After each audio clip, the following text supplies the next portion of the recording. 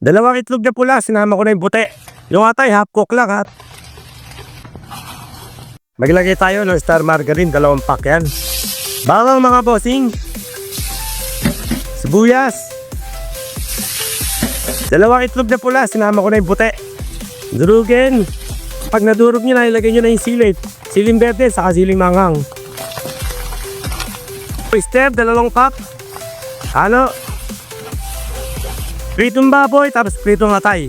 Yung atay, half cook lang ha. Pinirito ko lang ng half cook. Bechin, depende yan sa inyo. Paminta, wasak. Yung tokwa, ilagay na natin. Tubig na may harina. Asukal ang babalanse sa Pilipinas. Halo. Okay mga boss, eto na ang ating masarap na pulutan. Tokat baboy, salted egg.